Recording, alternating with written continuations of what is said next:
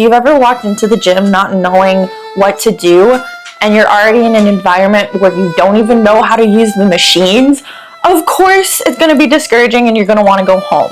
So to set yourself up for success, always have a plan. Hi, what's up YouTube? My name is Anne and welcome back to my channel. In today's video, I'm going to be walking you through my workout split and show you a week full of workouts. I hope is that by the end of this video, you'll know how to structure your own workout routine. When we're talking about how to structure workout routines, I always like to talk about what your training goals are.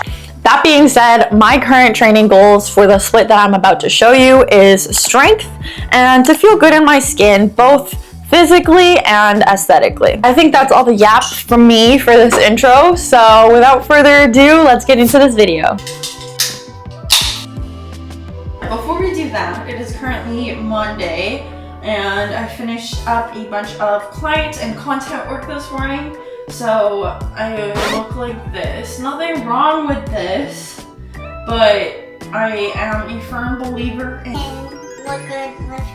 Perhaps I will come back when I'm ready.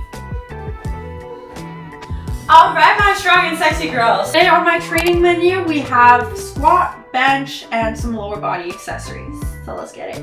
You're gonna notice a common theme throughout this video. I bench every single day, and I do either squat or deadlift every single day. This is because my current training goals are to increase my strength in each one of those lifts, and to get good at something or to increase your strength in something, you have to do it often. My primary squat day right now, I'm doing ascending triple work. All that means is that the intensity is increasing for each set. Since this was my first training week, the RPE on each one of these sets was pretty low, and that last triple was only an RPE 6. For my bench press today, I had a bench press variation, which was tempo bench. Here I'm taking 3 seconds on the eccentric phase where I'm lowering the barbell down to my chest, pausing for a second, and then driving the barbell back up. Big thing that I think a tempo bench press helps is your leg drive. If you have no leg drive or your leg drive sucks, you're gonna find a tempo bench press extremely challenging because you won't be able to maintain your arch. Really just working on technique with this tempo bench press. Obviously I lift in a home gym, so I can't really do accessories here.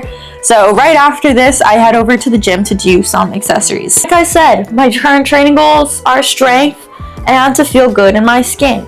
And part of feeling good in my skin requires a badonkadonk. My accessories for this first day are lower body focused accessories. I'm currently coming off of a back injury that doesn't allow me to squat like I used to.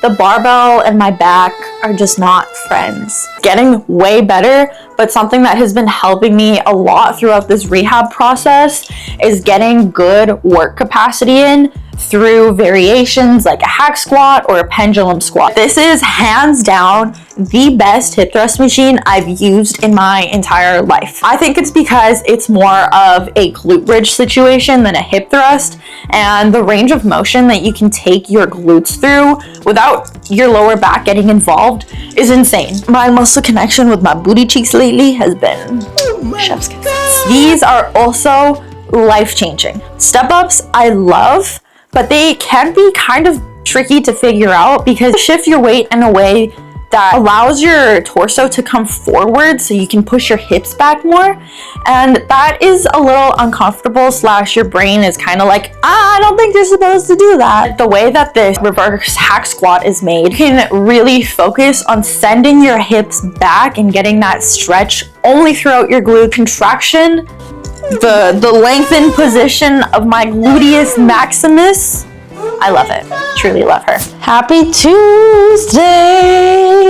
2 of my week of workouts today is going to be a bench and deadlift day. For my primary bench this block, I'm going to be pushing a triple. I think I started this triple at 65 kilos. Yeah, honestly pretty light. I'm hoping to finish this block with a triple PR at 85 kilos. Then I do back off sets. These back off sets are 90% of the top set that I just did, and it's gonna continue to be this way throughout the block. So as that top set gets harder, my back downs are also gonna get harder. These are really underrated. So with these, obviously I'm targeting my hamstrings, my glutes, but I'm also getting my mid back a little bit more than I would with a traditional RDL. And for me especially, this is really important because, like I said before, I'm coming off of a back injury that was throughout my T-spine. I wanted to pick a deadlift variation that would challenge that part of my spine and strengthen it. So you know the drill, we did our compounds at home and now we're at the gym. We're gonna take 30 minutes to do this. Yes. If I remember correctly, I was not super strong with my pull-ups this day, so these are some sad ass pull-ups, unfortunately. Going into some chest supported T-bar rows to target my mid back. I'm thinking about driving my elbows back towards my spine while keeping my ribs down and braced into the pad. I always like to pair a rowing movement with a pull down movement. So my pull down movement of choice right now is a single arm lat pull down. I love these girls down. Oh, this is probably my favorite exercise ever right now. I just love them. I only do 2 sets on each bicep curl variation. I do them till failure. Like you'll see in this clip, I go to a motherfucking failure because my baby biceps refuse to grow. So I gotta force it. Hump day! Do you know what we do on hump days? We're being athletes. I've been sprinting every Wednesday for the past 6 weeks, mostly with the goal of becoming more athletic, more explosive and powerful. For my sprint workout, I actually just posted this on my Instagram, but I do a dynamic warm-up. Then I do a treadmill warm-up where I sprint at about 80% of my full capacity for 30 seconds. I go into full, all-out, 100% effort sprints for 15 seconds, and then rest for 1 to 2 minutes, depending on how long I need to fully recover so that I can give max effort into that next set. So up to this point, I've done 2 lifting days and a sprinting day.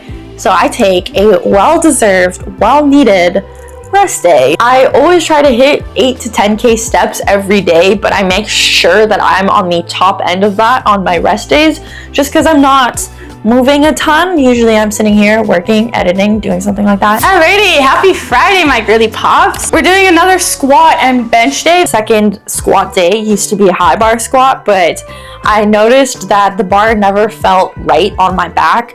So I wanted to start doing a second low bar day just so my body could adapt to the low bar position and really feel comfortable with the bar being placed on my rear delts instead of my traps. If you need a video on the difference between high bar and low bar, leave a comment down below and I got you, babes. And here I'm really focusing on keeping that bar over my midfoot and keeping my brace. For accessories on this third lifting day, I do more quad focused stuff. Lately, I've been loving this dumbbell goblet Bulgarian split squat variation. These are going to be inherently more quad biased because by holding the dumbbell in the goblet squat position, I'm forcing myself to stay more upright. Move on to leg extensions and hip adductions. So to really make the most out of my time while I'm in the gym, sometimes I only do 2 really hard sets on accessories, and that's literally all I need. So on to my last training day. This is by far my favorite training day because it's deadlift day. I've been working really hard to get back to this point